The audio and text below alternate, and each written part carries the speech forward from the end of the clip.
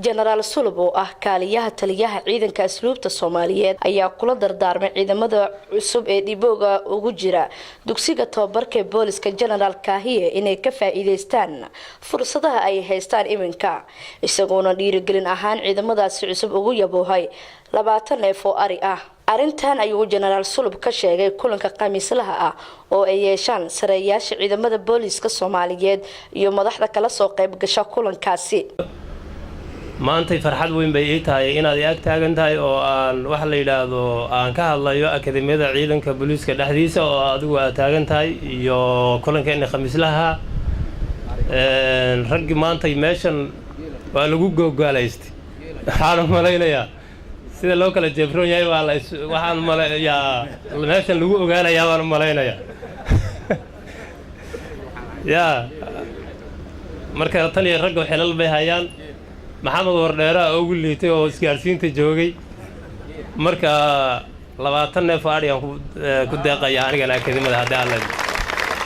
waxaa sidoo kale madashaasi ka hadlay taliyaha ciidanka booliska Soomaaliyeed Sareeyagaas Maxamed Sheekh Xasan Xaamud waxa uu yiri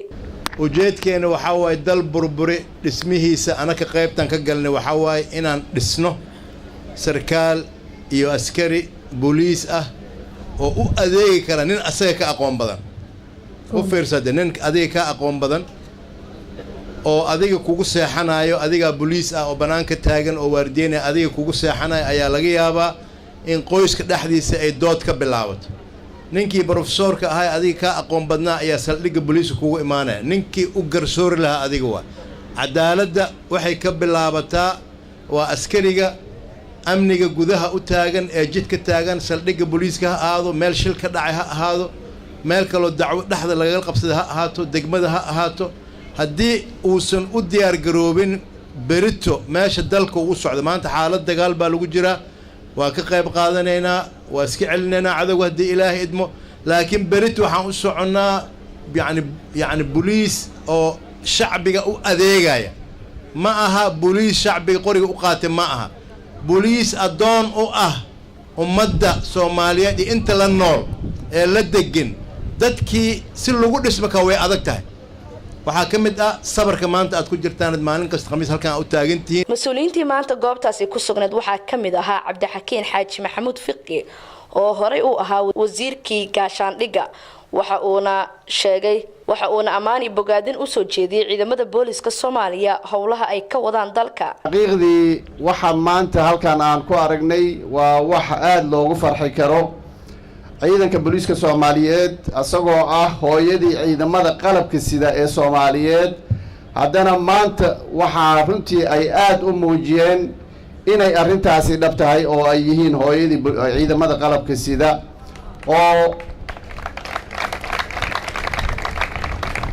oo runtii qof walba yididiilo iyo farxad gelinaysa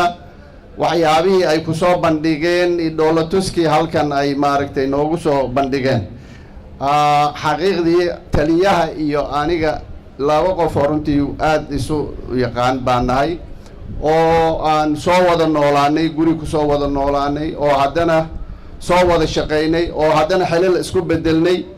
marka waan ugu hambalyeynaya dadaalka faraha badan iyo isbedelka oo horumarka leh ee uu ka wado ciidanka booliska Soomaaliya. Munaasabadaas intii ay socotay ayaa waxaa lagu dalacsiyay sarkaal u qaabilsan ciidamada booliska Soomaaliyeed dhanka habmaamuuska laba xidigle Cabdifataax Bashiir oo u dalacay dhamme kadib wareegta ka soo baxday madaxweynaha dawladda federaalka Soomaaliya Xasan Sheekh Maxamuud. runtii waxa sharaf noo amaanta inuu noo qaado dalacaada dhamme Cabdifataax Bashiir oo runtii dhowr bilood ka hor markii aan u asaasnay laanta waaxda habmaamuuska ee brotokoolka booliiska Soomaaliyeed oo ah markii ugu horeysay ee la asaaso ilaa yoomana hada wufuudda dalka soo degaysa dejintooda iyo sii sagootintooda runtii qayb fiican ka qaatay shaqadii ugu dambeysay uu ku mateestana waxay ahayd khamiisteedii markii uu madaxweynaha hortiisa laga istaajiyay hotel Jazeera oo lagu qabanayo shirkii jaamacadaha adduunka oo halkaas ka dhacay wasaaradda gudoomiyaha jaamacadda ummadda Soomaaliyeed runtii uu yiri ninkan wuxuu naga deeqay dhaqdhaqaaqii booliiska oo dhan runtii ما سنيا عبد الفتاح نوعوري maalin walbo qamiisa ayaa waxaa xarunta akademiyada booliska general Kahiye booqda mas'uuliyiinta dawladda iyo mas'uuliyiintii hore ee xilalka dalka wax ka soo qabtay kuwaas oo dhiirigelin u sameeya dhibowga cusub ee ku xareysan xarunta akademiyada booliska general Kahiye. Nimca Xasan, Jubaland TV, Muqdisho.